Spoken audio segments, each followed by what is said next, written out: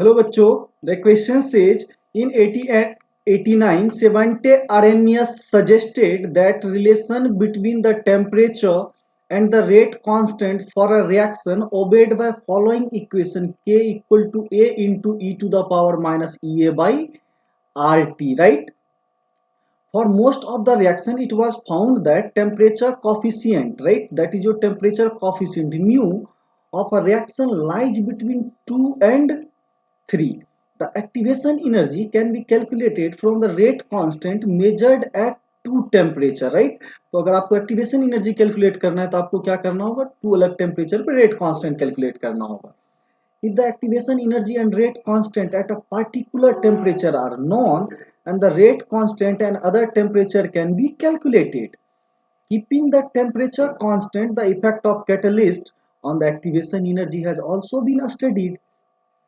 That how much rate of reaction changes in presence of catalyst. Although the catalyst is not the part of overall reaction, it provides a path to the product that a rate determining step with a lower activation energy than uncatalyzed reaction.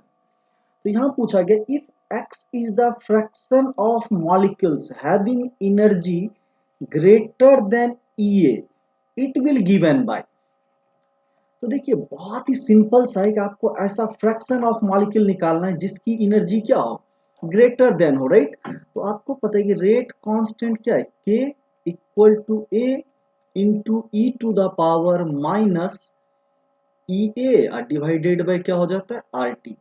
तो देखिए यहाँ जो fraction of molecule x defined होता है वो होता है के बाई ए, राइट। क्या होता है, तो यहाँ पे के बाई ए को हम लोग क्या मान लेंगे, fraction of molecule having energy greater than E A. ये वैल्यू किसके इक्वल हो जाएगा, e to the power minus of E A divided by R T, right.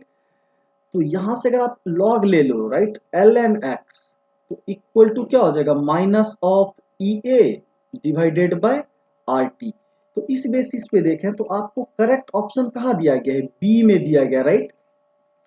आप देखिए इसको सी ऑप्शन के साथ बिल्कुल कंफ्यूज नहीं कीजिएगा, क्योंकि e टू द पावर यहाँ देखिए प्लस साइन लिया हुआ है, क्या लिया हुआ है, प्लस साइन। तो ये भी गलत है, और यहाँ पे x के जगह ln x होगा, और एनी ऑफ दीज, ये तो आपको गलत है, राइट। ये सारी चीजें एक ही वैल्यू नहीं है। तो इस बेसिस पे हम क्लियरली बता सकते हैं कि अपना करेक्ट ऑप्शन कौन सा होगा, बी होगा, राइट।